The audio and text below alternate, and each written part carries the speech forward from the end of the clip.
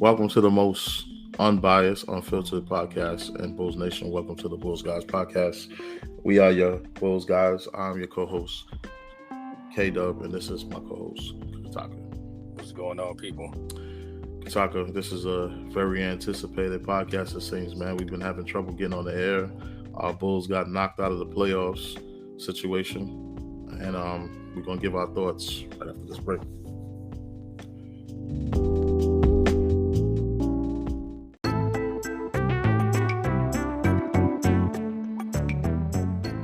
The Bulls Guys podcast gives Bulls fans the latest Bulls news, rants, and information that they can't find anywhere else.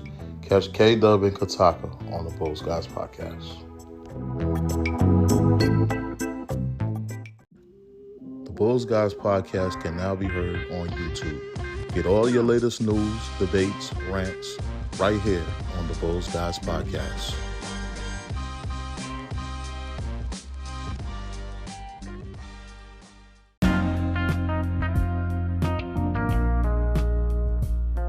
All right, back on the Bulls Guys podcast. So, Kataka, rough night for me, man.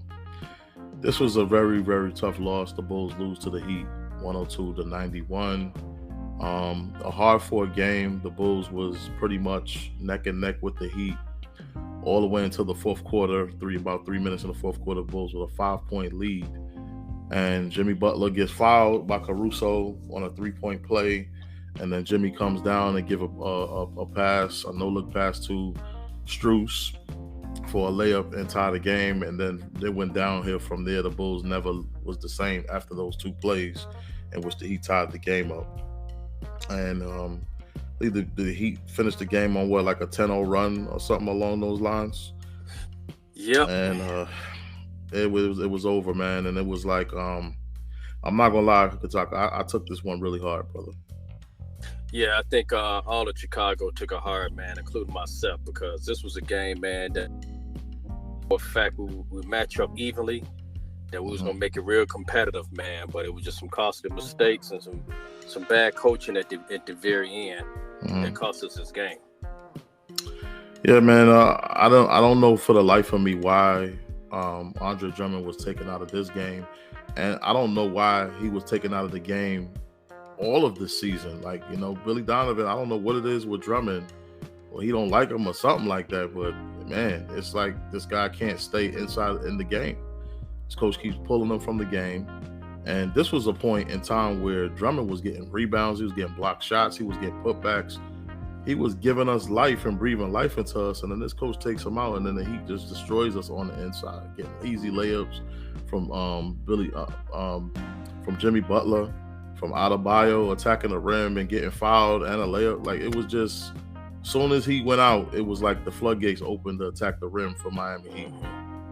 I think what it was, man, it seems like Billy Donovan is trying to show loyalty, since he's like 3 per se, that, he want to make sure that he gets back in the game and get his touches. I think that's what it is, man, because, even Ray Charles can see that, man, dude, Drummond, was, he was handling his business in the paint and the rebounds, and they had nothing for him from Miami Heat. So some type of loyalty to him, So yeah, man, but why take out Drummond and why not play them together? Like, Drummond was really helping, man, and to take him out, that combined with all them threes that Strus hit, man. Oh my goodness, he murdered us with those threes, Kataka. Yeah, he did. I think what happened, man, it's just they let this dude get on a hot streak. They had no answer for him because he was just coming off them picks. They were setting them single and double picks, and our guards, and it's been like this all season that, they can't get around the picks, the screens. So, yeah, man, bad defense, bad perimeter defense, and I hope there's something that they address, man, in the offseason. And then to have Jimmy Butler drop 31 on us and celebrate the way he was doing on us, man, it made this one extra hard to lose to him, man. I blame him for the demise of the 2015 Chicago Bulls team. And ever since he's left, bro, he's basically just tortured this organization, bro. Yeah, he's a prima donna, man. You got to add Dwayne Wade in that mix too, because Dwayne planted that seed, and then so Man, the season is over, brother. Man, and Bulls fans, it's over. And listen, I really thought going into this game, and we had it for the most part. yeah, It's just we did a lot wrong in those last final 3 minutes. But yep, this game was winnable, man. yeah, man. It was man. I mean, the matchup was. I think Vegas odds gave the Miami Heat a 52% chance of winning. Yeah, they were So 52% favorites to going into yeah, this game to win it.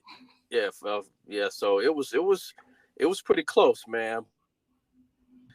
Yeah, it's a wrap, man. And I hope they got a lot of decisions to make, man. They got seven. They got what 7 guys, man. They got to make decisions on. 3 of them are unrestricted free agents. 2 are restricted, Mm-hmm. and 2 got player options. So um, out of that 7, man, I would rather only keep two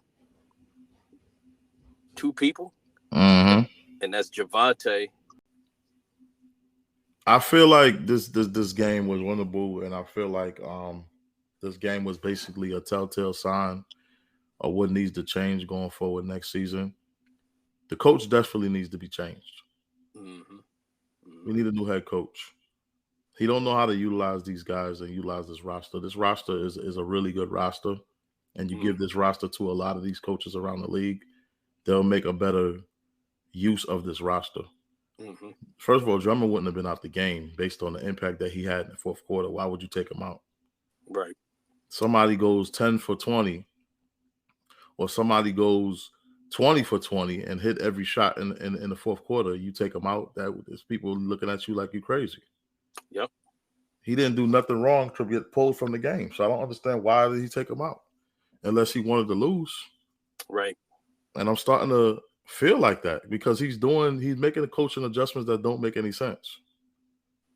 Yeah. Yeah. And it's been like this all season, K Dub, and that's the sad part, man. His game planning is man, he does not adjust whatsoever. He very rarely adjusts at all.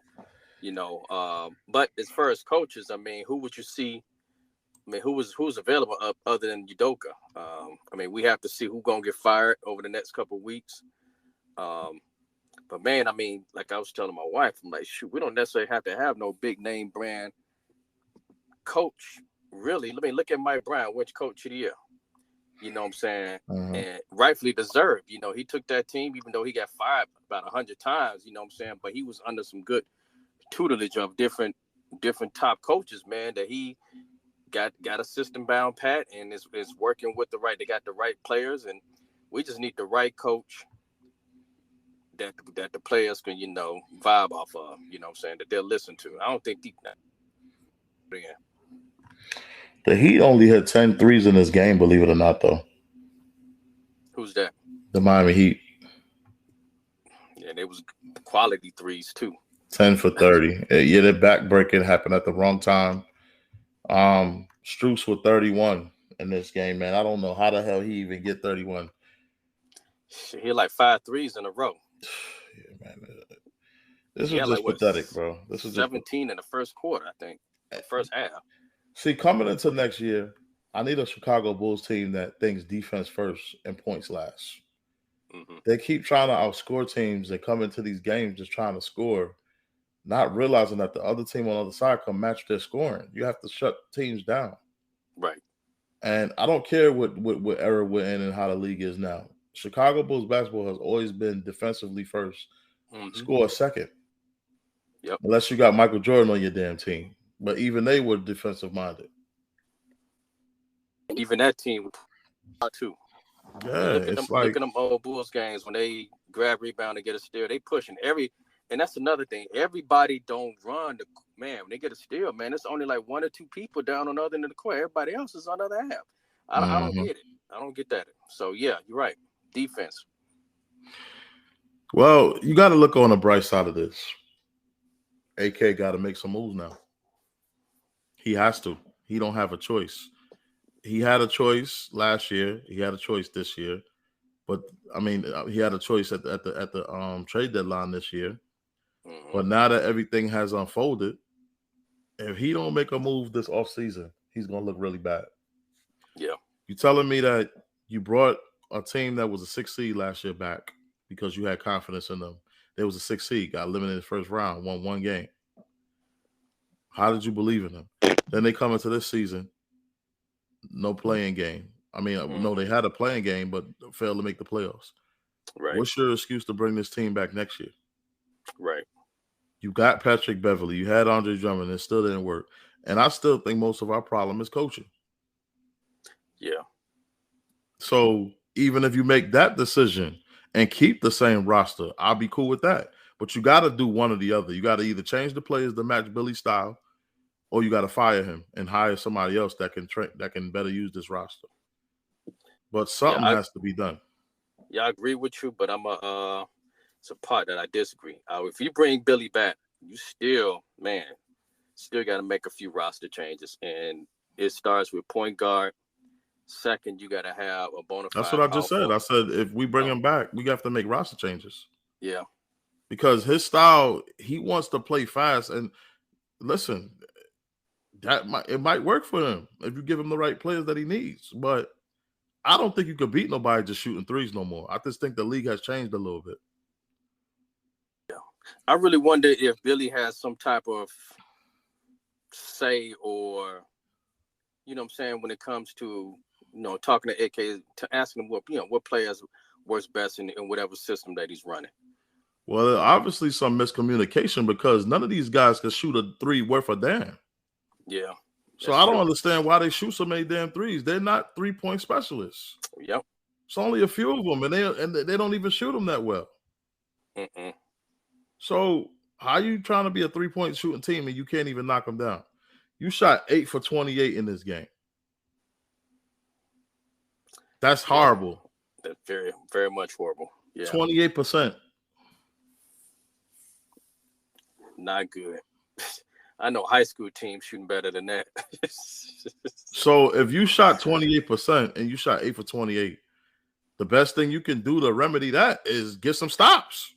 Mm-hmm. Because you're gonna miss. So you need stops and you need rebounds. Because you need more possessions because you're not making your shots.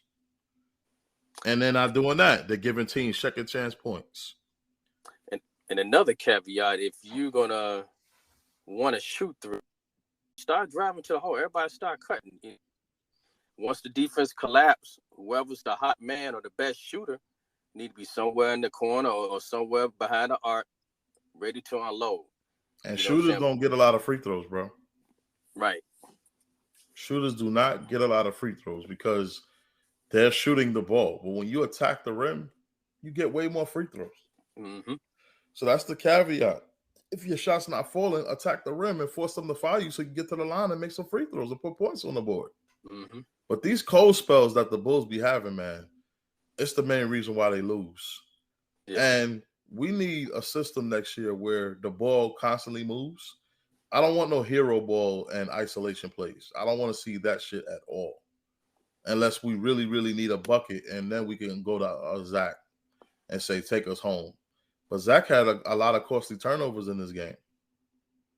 Zach don't have the best handles, man. I think somebody said he was a point guard, but he doesn't have the best handles at all. But it also having a bona fide point guard. So hopefully they address. That's the first thing they address, because you're right. Too many costly turnovers, and him and DeMar do not need to have the ball in their hands, especially during crunch times all the time. Because teams game plan, they're like, all right, here go fourth quarter. We know it's DeMar mid range. You know what I'm saying? I've seen it every game.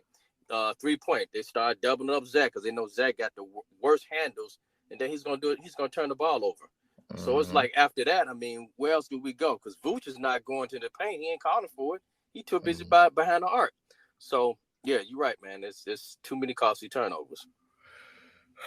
All right, man. We're gonna take a quick break, and when we come back, man, we're gonna go into what's the game plan for next season, or what should it be, and I'm gonna address my interest in the Bulls next year right after this break.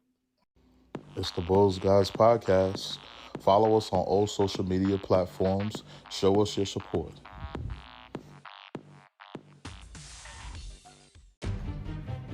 You want the most uncensored and blunt podcast? The Bulls Guys Podcast. As only K Dub and Greg Love can bring it to you. Follow us on Anchor, Spotify, and all social media platforms.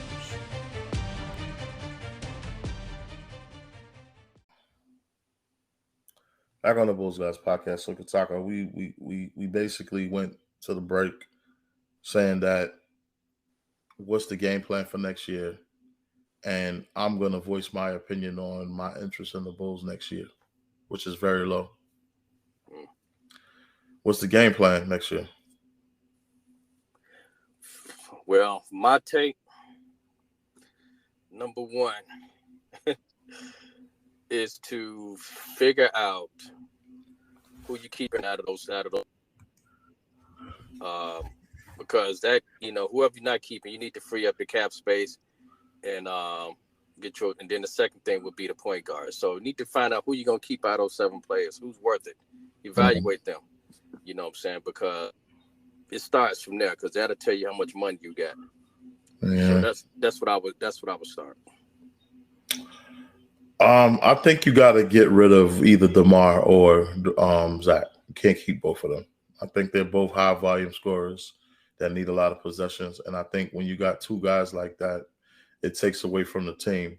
I think, you should have a big 3, but I think the other 2 players need to specialize in something else than just trying to score. Mm-hmm. These 2 are like direct images of each other, the way they try to play the game. Mm-hmm. And I just don't think relying on both of them only is gonna win us basketball games. First of all, both of them are not really good defenders. Right. So we basically going to rely on both of them to shoot us out of or into a game. It's just, I just want a team that's like the Baby Bulls, where everybody is unselfish, the ball is shared, and they just have the defense on a swivel, just running all around the place, chasing the ball, because they just playing so much good team defense and team ball, moving the ball around. Yeah. That type of system has to return, and we need players that are hungry. I didn't feel like going into this game or at all this whole season that this team played with the utmost heart. Like I just didn't feel like they played their hardest. You know what I'm saying, Kataka? Where you had to kill them to win the game. Mm-hmm. I felt like they beat themselves in a lot of situations, and they gave up pretty fast. One team went right back at them. And another thing to add to that, I just noticed that when teams are punching them in the mouth, man, these guys, they just rattle. You know what I'm saying? For some reason, they just get flustered, and they easily taking off their game, man. We need some guys, man, that's going to be able to have that Mamba attitude. Like, okay, yeah, you punch me in the mouth, but hey, I'm gonna give you another 2 jabs.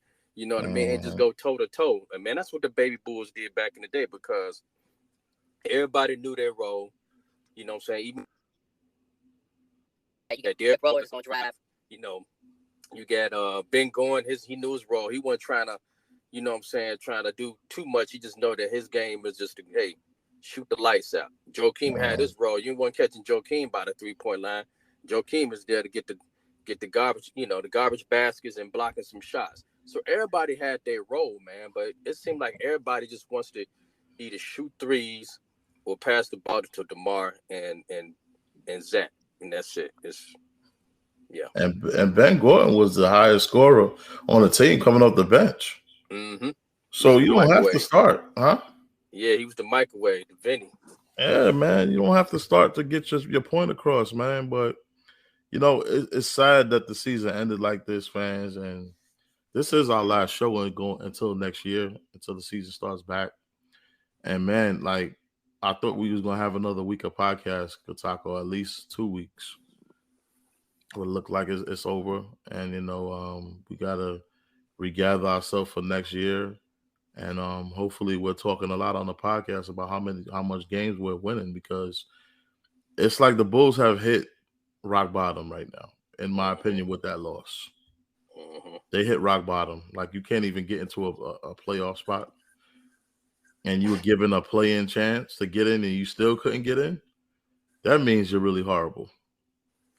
Yeah, man. And all them games that they gave away, man, that they were in it, and also to these busted teams that let these teams like your Houston Rockets beat you.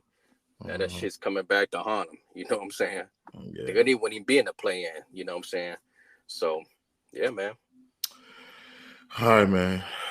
Man, this season is over, man, and I think my most memorable win of the season for us was against the Golden State Warriors in the United Center. That was the game that really made me like, yo, man, the Bulls can really do something. You know what I'm saying? They're really better than what I thought is when and everybody played on the Warriors. Curry played, Clay Hmm. played, everybody played. So for me, that was our biggest win of the season for me. Wow, that's a tough one for me. There was another one too before you said anything, Kataka, against Milwaukee where we were down the whole game and we came back and beat them in the UC. Okay. Remember that game? Well, That's a second for me. Those two games I felt like was our biggest wins of the season. I think one of the biggest to me was finally beating Joel Embiid. Oh yeah. You know what I'm saying? Because he was just giving us shit the whole damn season. And then we finally beat him. The dude just want to run his ass off the court, not shake no hands. You know what I'm saying? Hold his head down. So I'm gonna say that's probably the biggest one to me. And he was the sorest winner when he was winning, like rubbing our nose in it, but he can't shake hands when he lose. Yeah, I don't like dudes like that, man. I mean, I have no Yeah. respect. And he tried to fight the Nets tonight. I mean, listen, that's my sentimental team because I grew up from like blocks away from Barclays. So now that the Bulls ain't in it, that's my team, the Nets, or my team that I'm rooting for that's in the playoffs. Hey, Atlanta just got smoked today, man, in their first game. yeah, they didn't. I don't. Atlanta, one of them teams to me. It's like they like the Knicks, man. It's like, yeah, you want to root for them. Yeah, they show you some, a couple of games, and then all of a sudden they just like you like, what the hell? You know what I mean? So yeah, Atlanta. Yeah, I'm sorry. They might be the ones who's gonna get swept. They don't shape up. They got at least maybe go. 122 to 99. I don't know what these analysts were thinking, but they don't look like they got a puncher's chance to win a game in that series. Look like they're gonna get swept. Yeah, yeah, yeah. No company.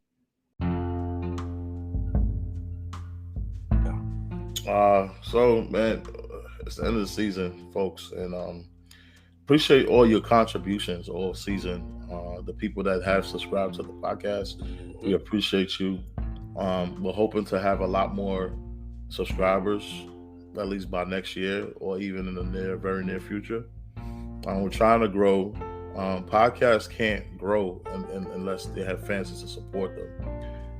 Me and Kataka, we don't get paid to do this podcast. We're doing it out of the kindness of our heart and because we love the Chicago Bulls, but we Yeah, are spending our precious time of our lives like doing the podcast. So we would appreciate, much more support, from people and donations as well, because, like this is like a job for us. We're taking our time of our lives to do this, you know what I mean? And that's as blunt as I could put it. Not many people that's doing a channel will tell you that, but these channels got a quota that they got to meet. I got to pay bills to get the time to even record this podcast and even post it to YouTube. So, you guys can listen to it through YouTube.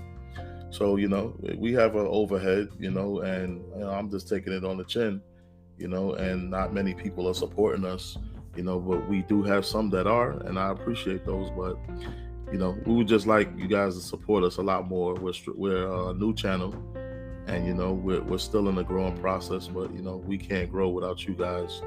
But we appreciate those who have been with us all season. It's been a great season 2, and I'm looking forward to season 3. yeah, I agree with you, K Dub. Yeah, we thank you guys for chiming in and definitely share, man. Share the podcast.